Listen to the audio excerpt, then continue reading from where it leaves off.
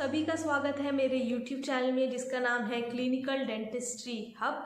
आज हम बात करने वाले हैं कि आखिर दांत हिलने के क्या क्या कारण होते हैं, इसका क्या इलाज है और इस समस्या से आपको क्या हल मिल सकता है। तो अगर आपको ये वीडियो के बारे में जानना है तो वीडियो के अंत तक बने रहिएगा ताकि कोई भी इम्पॉर्टेंट इन्फॉर्मेशन आपसे मिस ना हो। जो लोग मेरी चैनल पे पहली बार आए हैं वो प्लीज़ सब्सक्राइब कर दीजिए ताकि आपको और भी ऐसी ही दांतों से जुड़ी हुई वीडियो निरंतर रूप में मिलती रहे। मैंने अपना एनालिटिक्स अकाउंट देखा तो वहाँ पर मैंने देखा कि ऑलमोस्ट मेरे वीडियोस जो है वो नॉन सब्सक्राइबर देख रहे हैं in comparison to the subscriber. तो अगर आप लोग सब्सक्राइब करके देखेंगे तो मुझे और भी ज़्यादा अच्छा लगेगा और भी ज़्यादा हमें मोटिवेशन मिलेगा ताकि हम ऐसी ही इम्पॉर्टेंट दांतों से जुड़ी हुई अच्छी अच्छी वीडियोस आप तक पहुंचाते रहें। तो मेरा नाम है डॉक्टर शबिस्ता जबी और आप देख रहे हैं क्लिनिकल डेंटिस्ट्री हब। तो जी हाँ, आपने देखा होगा कि बहुत से लोग ये कंप्लेन करते हैं कि हमारे दांत हिलने लगे, इतना हिल रहे हैं कि अभी कहता है कि उसको जाके निकलवा ही ले। तो आखिर दांत हिलने के क्या क्या कारण होते हैं। सबसे पहला कारण है लंबे समय तक वहाँ पे प्लाक और कैलकुलस का मौजूद रहना, क्योंकि हमारे दांत को वहाँ के आसपास जो हड्डी होती है वो पकड़ के रखती है। जब वहाँ पे प्लाक और कैलकुलस बनता है तो जो वहाँ की हड्डी होती है वो वहाँ पे गलना स्टार्ट हो जाती है, तो दांत को हड्डी की जगह प्लाक और कैलकुलस पकड़ के रखता है। तो वो कंडीशन में जब वहाँ से प्लाक और कैलकुलस हटता है तो वो दांत की मजबूती कम हो जाती है और वो हिलने लगता है। दूसरा इसका कारण है कि कभी भी अगर आपको चोट लग जाए तो वो कंडीशन में अगर आपको मुंह पे चोट लगी और उस टाइम आपने इतना ध्यान नहीं दिया तो आगे जाके आपको वो दांत हिल सकता है। तो ये सब कारण होते हैं दांत हिलने के। दांत की किस प्रकार कैसे हिल रहा है इसको नापने के लिए ग्रेडिंग बनाई गई है, ग्रेड 1, ग्रेड 2, ग्रेड 3। अगर आपका हाथ थोड़ा सा ही आगे पीछे हिल रहा है तो उसको हम ग्रेड 1 कहते हैं। ग्रेड 2 अगर आपका हाथ आगे पीछे और दाएं बाएं हल्का हल्का हिल रहा है तो उसे ग्रेड 2 कहते हैं। ग्रेड 3 हम कब कहते हैं, जब आपका दांत पूरी तरह से आगे पीछे आगे दाएं बाएं हर तरफ से चारों तरफ से बहुत बुरी तरह हिल रहा है तो उसको हम ग्रेड 3 कहते हैं। तो इसी बेसिस पे आपके ये मोबिलिटी का दांत हिलने का इलाज किया जाता है। हम लोग डेंटिस्ट्री में दांत हिलने को मोबिलिटी कहते हैं। तो इसका इलाज क्या है, इसका सबसे पहला इलाज है कि डॉक्टर आपको वहाँ पे स्केलिंग और रूट प्लानिंग करेगा।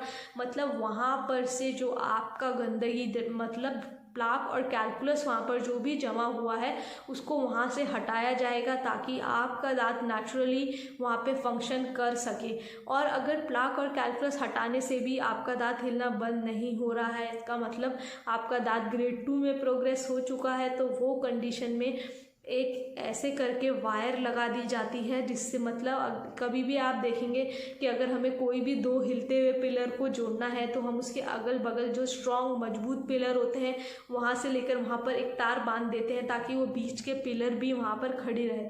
उसी प्रकार जब दांत हिलता है तो अगर अगल बगल के दांत मजबूत है तो उनका सहारा लेकर यहाँ से लेकर यहाँ तक एक वायर वहाँ पर बांध दी जाती है कुछ समय के लिए, डिपेंडिंग अपॉन द कंडीशन।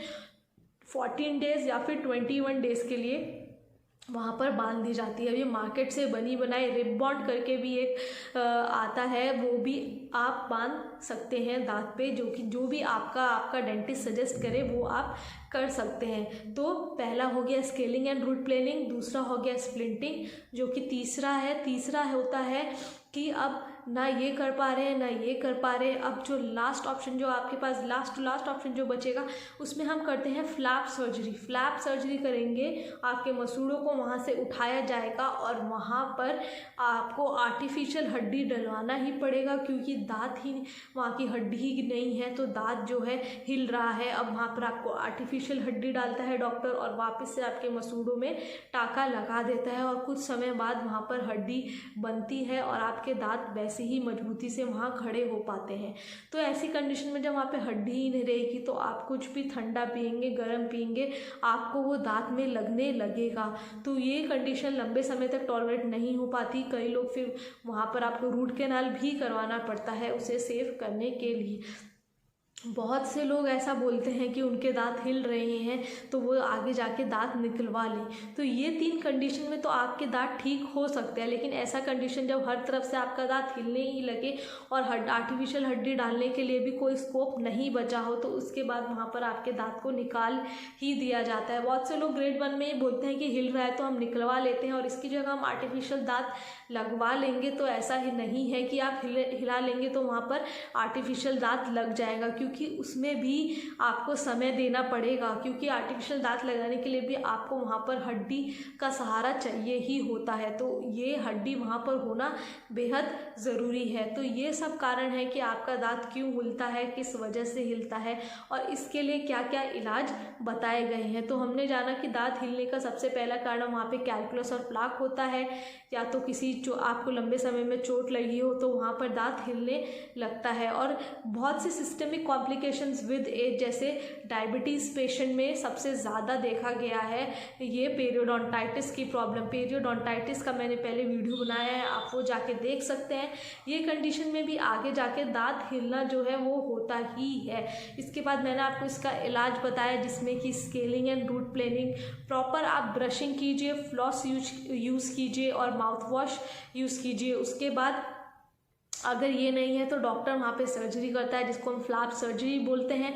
वहाँ पर आर्टिफिशियल एक हड्डी डाला जाता है ताकि वहाँ पर आपको लंबे समय तक सपोर्ट मिलता रहे। इसके बाद भी अगर आपका वहाँ पर दांत टिकना नहीं बन पा रहा है तो उसका अल्टीमेट ऑप्शन फिर आपको डॉक्टर बोलेगा है कि आप दांत निकलवा ही लीजिए, अगर आपको इतना प्रॉब्लम हो रहा है तो अगर बीमारी को आगे बढ़ने से पहले ही वहाँ पर रोक दिया जाए तो ज़्यादा बेहतर होता है। रोकने के लिए क्या क्या उपाय हैं? रोकने के लिए ये है कि आप प्रॉपर 2 टाइम ब्रशिंग कीजिए, फ्लॉसिंग कीजिए, माउथ वॉश यूज़ कीजिए, हमेशा ज़्यादा अपना शुगर इंटेक कम रखिए। और अगर आप डायबिटिक पेशेंट हैं तो डायबिटिक पेशेंट को ऑलरेडी इम्यूनिटी वीक होता है, ऑलरेडी उनका शुगर लेवल इतना बड़ा होता है कि वहाँ के जो पेरियोडोंटल लिगामेंट है उनके इन्फ्लेमेशन होने के चांसेस बहुत ज़्यादा होते हैं। तो उन लोगों को ख़ास तौर पे ये सब चीज़ों का ध्यान रखना बहुत ज़्यादा ज़रूरी है, क्योंकि हम दांत साफ़ तो कर लेते हैं लेकिन दांत के बीच का जो हिस्सा है वहाँ पर सफाई अच्छे से नहीं हो पाती, क्योंकि वहाँ पे ब्रश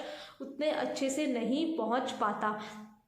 तो ये सब कंडीशन में आपको दांत हिलने की समस्या मौजूद होगी। अब बहुत से लोग वो टाइम पे दांत हिलना आप इग्नोर कर सकते हैं, जब भी आपका छोटा बच्चा है तो दूध के दांत हिलेंगे ही, तभी आगे जाके वहाँ पर पक्का दांत आएगा। तो छोटे बच्चों का दांत हिल रहा है तो उसमें कोई चिंता करने वाली बात नहीं है, क्योंकि वो दूध का दांत है, वो हिलेगा, टूटेगा, उसके बाद ही वहाँ पर एक नया दांत आएगा। तो अगर आपको ये वीडियो पसंद आया हो तो इसे लाइक शेयर करना बिल्कुल भी मत भूलिएगा। अगर आप कुछ भी मुझसे पूछना चाहते हैं तो आप कमेंट्स बॉक्स में डाल सकते हैं, नहीं तो आप मुझे मेरे इंस्टाग्राम आईडी पे डायरेक्ट मैसेज कर सकते हैं क्लिनिकल डेंटिस्ट्री हब पे।